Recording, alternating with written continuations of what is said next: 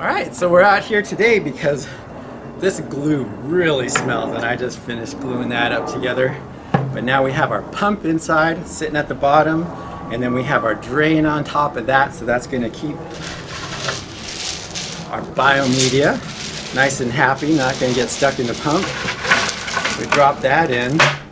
Then what we're going to do is create a little chamber right about here where we're going to drop a light. We're going to grow some Cheeto, right? So that's where our Cheeto goes, and not just any kind of Cheeto, because we like our Cheeto spicy. That's aquarium water. I don't know anything about that. So the first question I have is, how many buckets of water is it going to take to fill this 150 gallons? This bucket's 5 gallons, but I can't lift it if I fill it all the way to the top. So I've got it filled about right here. And the second question I had is, how many buckets is it going to take before I connect a hose to pump that water up here for me from the sink? Let's find out.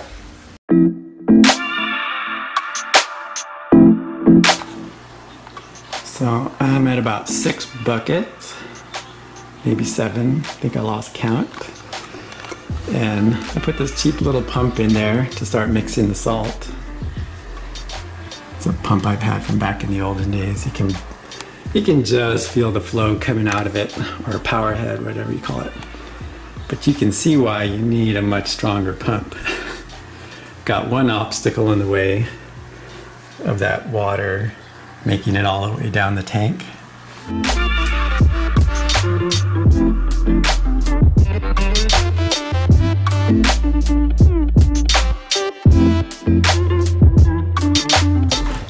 That was the seed for the coralline algae. I'm going to go ahead and put it back in the nano tank for now.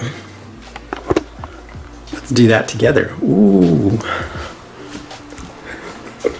I said together.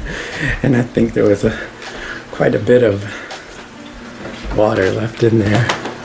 Ooh, okay. Dumping, dumping, dumping. I'm just going to let her drop. Whoop.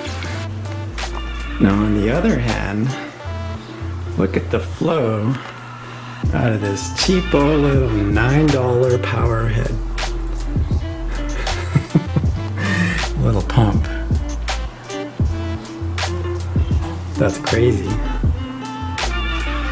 It has suction feet on it. This is old. This is about 20 years old is one of the first pumps I ever bought. But anyway, it's kind of noisy. I might just look at getting a DC pump instead of those big old power heads. $300, that's ridiculous.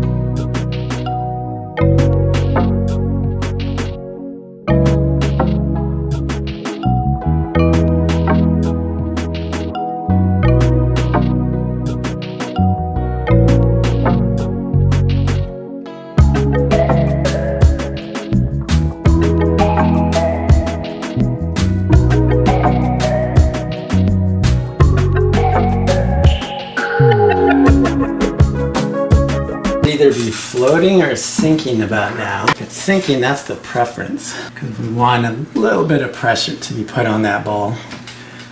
I think I'm going to put one more bucket.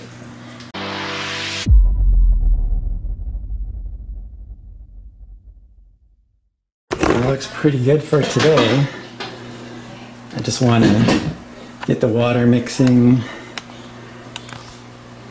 I still have to put the live rock in there and whatnot, so I probably don't need to leave that much of a gap up on top, but I'm going to, just in case I need to jump in there and do anything. You never know. I put the heater in there. All I have is a heater and 2 pumps. That one's working like a horse. Can't see it, but I put it on. Yeah, maybe you can see it. Put on the rock in there. And this little guy, wimpy guy here, doing absolutely nothing. Well, the whole point of filling above that rock was to take the PVC off the bottom that's supporting it and find out if she's gonna sink or float. Let's angle this a little better. And let's pull that PVC out of there.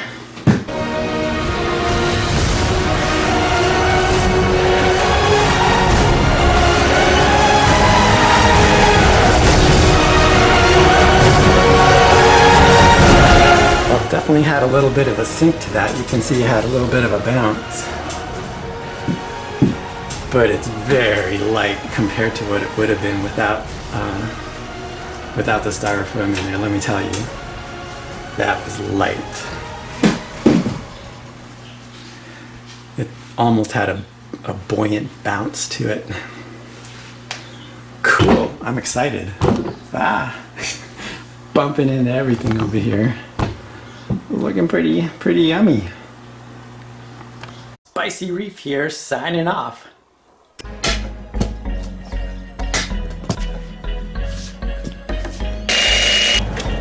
Now what are you doing? I think I got it.